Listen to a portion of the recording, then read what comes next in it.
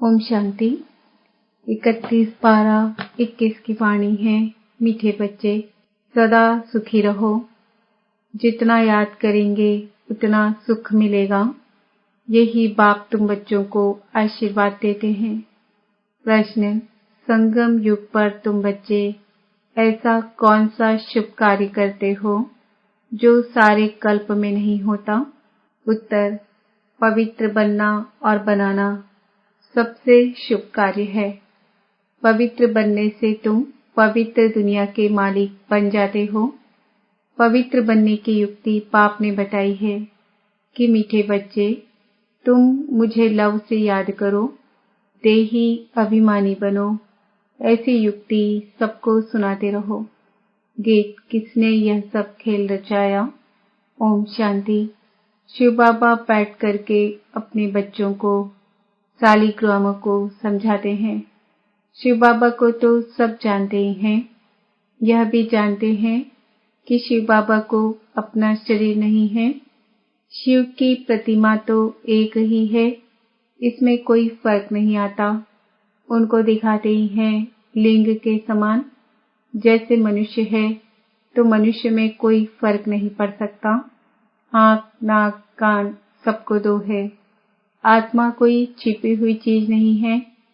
जैसे मनुष्यों की देवताओं की पूजा होती है, वैसे आत्माओं और परमात्मा की भी पूजा होती है।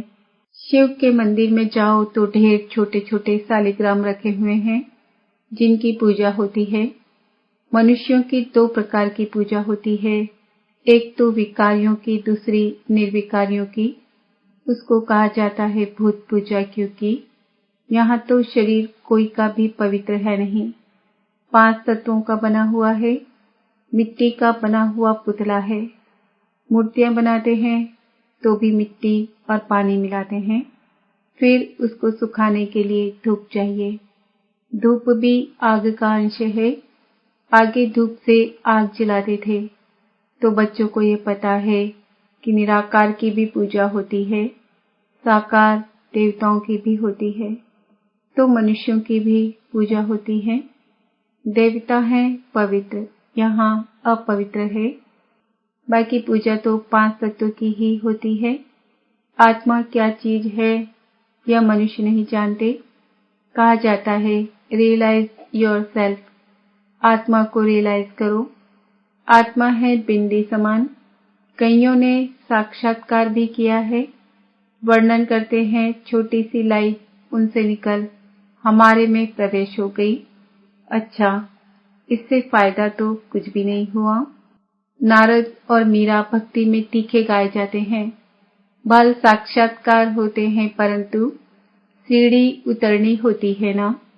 फायदा अल्पकाल के लिए होता है। अभी तुम बच्चे आत्म अभिमानी बने हो। जानते हो आगे हम देह अभिमानी थे। अब यह है नई बातें। आत्मा पढ़ रही है। यह तो एकदम पक्का कर देना चाहिए। बाबा हमको पढ़ाते हैं, यह तो पहला पक्का निश्चय हो जाए। आत्माभिमानी बनना है। आधा कल्प आत्माभिमानी बनते हैं, फिर आधा कल्प देह अभिमानी बनते हैं। सत्युग में आत्मा को यह शुद्ध अभिमान नहीं है कि हम परमात्मा को जानते हैं। शुद्ध अभिमान और अशुद्ध अभिमान होता है ना। कर्तव्य भी शुभ और अशुभ होते हैं। कहा जाता है शुभ कार्य में देरी नहीं करनी चाहिए। बाप कहते हैं मैं तुमको कितना अच्छा बनाता हूँ। तुम पवित्र बनो तो पवित्र दुनिया का मालिक बनोगे। इन जैसा शुभ कार्य कोई हो नहीं सकता। तुम पावन थे, अब घड़ी घड़ी पाप कहते हैं। देही अभिमानी बनो। अपने को आत्मा समझ बाप से पूरा लव रखना है। आत्मा का संबंध ही एक बाप से है। वह बैठ पढ़ाते हैं। यह प्रैक्टिकल अनुभव की बात है। बेहद के बाप से हम बेहद स्वर्ग का वर्षा ले रहे हैं। बाप भी कहते हैं हे मीठे मीठे बच्चों। आत्माओं को कहते हैं आत्मा इन कानों से सुनती है। तुम समझते हो आज हमको कौन मीठे मीठे बच्चे कह रहे हैं। मीठे मीठे बच्चे, बाप का बच्चों पर लव रहता है ना। बहुत खुशी से बच्चों की पालना करते हैं।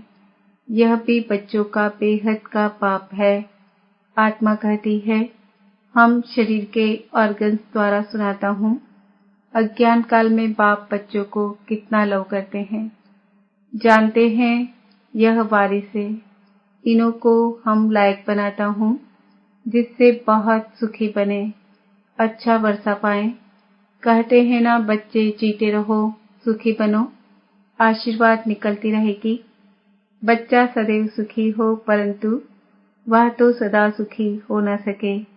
तुम बच्चे जानते हो पापा हमको आशीर्वाद दे रहे हैं, सदा सुखी रहो, मुझे याद करो।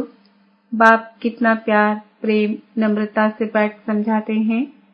बाप बच्चों का सर्वेंट है ना। कितने बच्चों की चाकरी करनी होती है।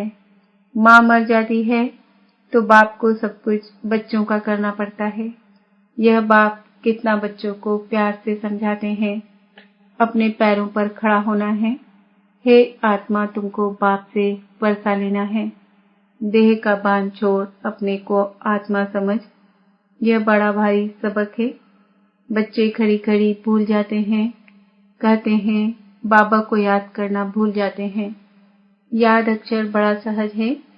योग व निष्ठा आदि यह शास्त्रों के अक्षर है। बाप कितना सहज बतलाते हैं। सिर्फ याद करो। बाप को देखने से बड़ी खुशी होनी चाहिए। हमारे जैसा बाबा दुनिया में किसी को नहीं मिलता। तुम जानते हो हम आत्मा पतित बनी थी, अब बाप पावन बनाते हैं, इसलिए पुकारते भी हैं, है पतित पावन आओ, आकर पावन बनाओ। बाप को याद करने के सिवाय और कोई तकलीफ नहीं देते हैं। इसका नाम ही है सहज याद, सहज ज्ञान। यह भी बच्चे समझ गए हैं। बाप सत्य है, चैतन्य है।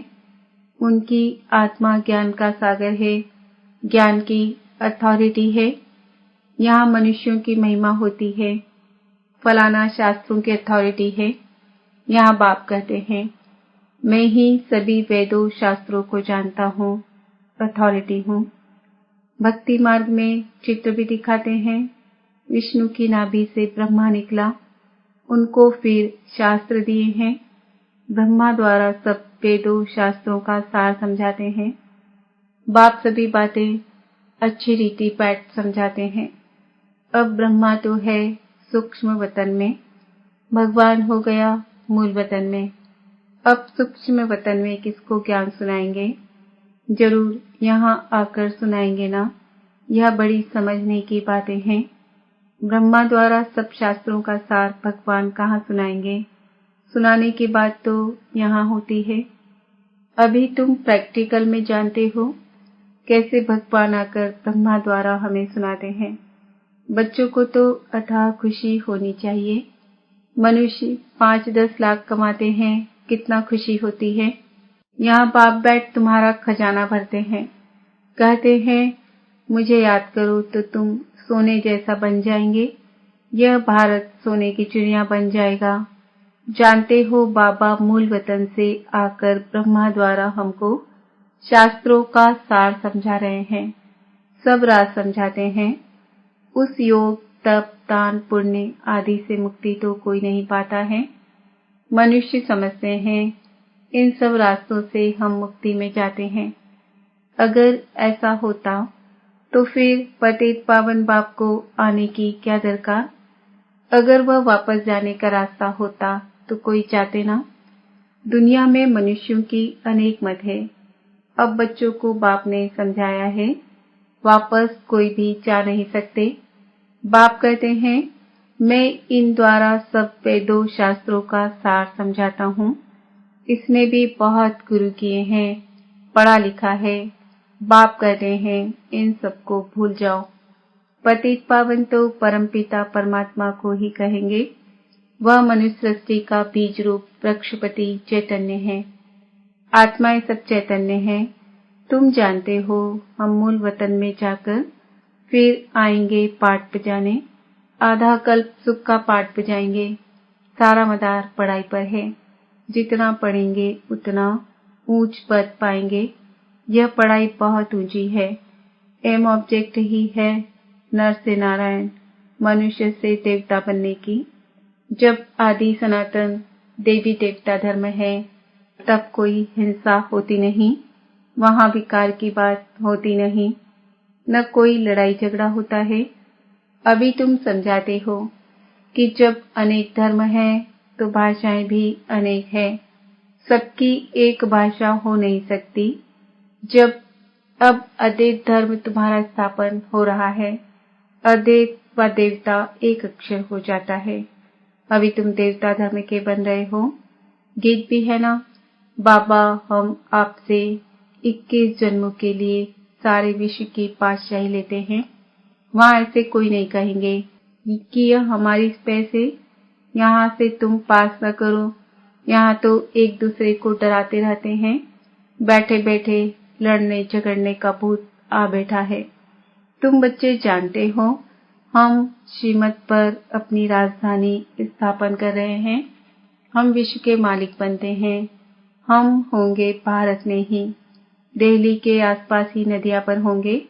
वहां सदैव बाहरी मौसम होती है, सब सुखी रहते हैं।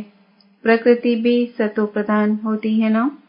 तुम समझ सकते हो हम कैसे दैवी राज्य स्थापन कर रहे हैं। फिर से तो बच्चों को बाप की याद में बड़ा खुशी में रहना चाहिए। निरंतर याद करो और कोई तकलीफ नहीं दी जाती, इसमें ही मेहनत है। घड़ी घड़ी बाप की याद भूल जाती है। देह अभिमान में आने से उल्टा काम कर लेते हैं। पहला विकार है ही देह अभिमान का, यह तुम्हारा बड़ा दुश्मन है। देही अभिमानी न होने के कारण फिर काम आदि विकार डस लेते हैं। बच्चे भी समझते हैं मंजिल ऊंची है, पवित्र भी रहना है। तुम हो सच्चे सच्चे ब्राह्मण, करोड़ों को बूबू करते रहो। कछुए का मिसाल भी यहाँ तुमसे लगता है। बाप समझाते हैं भाल तुम अपना कामकाज आदि करो। ऑफिस में बैठो, देखो कोई ग्राहक है तो याद में बैठ जाओ, साथ में चित्र रखे हो, फिर तुमको आदत पड़ जाएगी। हम बाबा की याद में बैठ जाते हैं। युक्तियां तो बाबा अनेक प्रकार की बतलाते हैं। भक्ति मार्ग में चित्र को याद करते हैं। यहाँ यह है फिर विचित्र की याद, यह नहीं पाते ना। अपने को आत्मा समझ और बाप को याद करो। नई बात होने कारण मेहनत लगती है, इसमें प्रैक्टिस करनी होती है। ज्ञान तो मिल गया है, यह भी समझाया है विष्णु से ब्रह्मा कैसे बनते हैं। विष्णु अर्थात लक्ष्मी नारायण के 84 जन्मों के बाद वही ब्रह्मा सरस्वती बनते हैं। यह बातें और कोई शास्त्रों में नहीं है। ऐसे नहीं कि विष्णु की नाभि से कोई ब्रह्मा निकलता है। बाप कहते हैं मैं तुम बच्चों को स्वदर्शन चक्रधारी बनाता हूँ, उसका अर्थ भी तुम जानते हो। यह तुम्हारे अक्षर ही ऐसे गुप्त हैं जो कोई कॉपी कर ना सके। आजकल कॉपी भी करते हैं ना, सफेद पोषधारी भी बहुत बनते हैं, रीस करते हैं, इसमें कोई कॉपी कर ना सके। अभी तुम बच्चे समझते हो जो हम बाबा से रोज सम्मुख बैठ सुनते हैं। बाहर में भी बच्चे समझते होंगे। मधुबन में शिव बाबा ब्रह्मा द्वारा मुरली चलाते हैं। आत्मा ही बाप को याद करती है। याद से विकर्म विनाश होंगे, क्योंकि जब से विकारी बने हैं पाप करते ही आए हैं, तो जन्म जन्मांतर का सर पर बोझा है। तमो प्रधान बनते जाते हैं। तमो प्रधान बनने में आधा कल्प लगा है। सतो रजो तमो बनते आत्मा मैली होती है ना। खाद पड़ने से वह खाद जरूर निकालनी चाहिए, नहीं तो बाप की याद के सिवाय आत्मा उड़ नहीं सकती। माया रावण सबके पंख काट देती है, यह भी समझ की बात है। मोक्ष आदि तो किसको भी मिलता ही नहीं। बुलाते हैं हम पतितों को आकर पावन बनाओ, बस इसमें और कोई बात ही नहीं। बाप शिक्षा देते हैं तुम तमो प्रधान से सतो प्रधान कैसे बनेंगे। बच्चों को लिखते भी रहते हैं, बच्चे तुम बाप को भूलने से तमो प्रधान बने हो। अब बाप को याद करो, तो सतो प्रधान बनेंगे। सतो प्रधान विश्व का मालिक बनने के लिए बाप को याद करो। तुम्हारी आत्मा में 84 जन्मों का ज्ञान है। 84 का चक्र पूरा किया है। आत्मा में कितना भारी पाठ भरा हुआ है, यह वंडर लगता है। इतनी छोटी आत्मा में कितना पाठ भरा हुआ है। आत्मा कहती है हम 84 जन्म लेते हैं। यह भी अभी तुमको समझ मिली है। मनुष्य तो कुछ भी नहीं जानते हैं। बाप अभी समझा रहे हैं तुम आत्माएं 84 जन्म भोगती हो। एक शरीर छोड़ दूसरा लेती हो। पुनर्जन्म लेते लेते सीढ़ी नीचे उतरते आए हो। अब फिर सतो प्रधान बनकर राज्य करना है तो कितनी खुशी होनी चाहिए। बाबा हमको बेहद का वर्षा कल्प कल्प देते ही हैं। तुम बच्चों को अब पहचान मिली है। तुम जानते हो हम माला के दाने बनते हैं जो फिर नंबरवार राज्य करेंगे। वहां के राजधानी की जो रस्म रिवाज होगी वही फिर रिपीट होगी। उनके लिए फालतू ख्यालात करने की दरकार ही नहीं है। यह कैसे होगा, क्या होगा, जैसे राज्य किया होगा वैसे करेंगे। वह साक्षी हो देखना है। चिंतन करने की दरकार नहीं कि क्या होगा। अच्छा, मीठे मीठे सिकिल दे बच्चों प्रति माता पिता बाप दादा का याद प्यार और गुड मॉर्निंग। रूहानी बाप की रूहानी बच्चों को नमस्ते। हम रूहानी बच्चों की रूहानी बाप दादा को याद प्यार गुड मॉर्निंग नमस्ते। ओम शांति। धारणा के लिए मुख्य सार। शुभ कार्य में देरी नहीं करनी है। पवित्र बन बाप से पूरा वर्षा लेना है।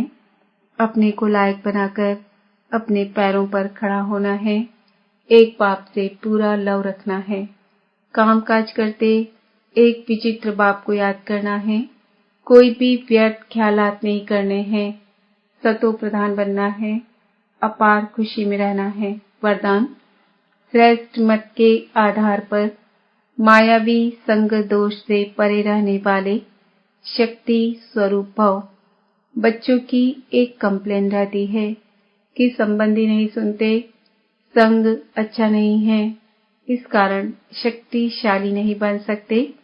लेकिन श्रेष्ठ मत के आधार पर ज्ञान स्वरूप शक्ति स्वरूप के वरदानी बन अपनी स्थिति को अचल बनाओ। साक्षी होकर हर एक का पाठ देखो। अपने सतोगुणी पाठ में स्थित रहो।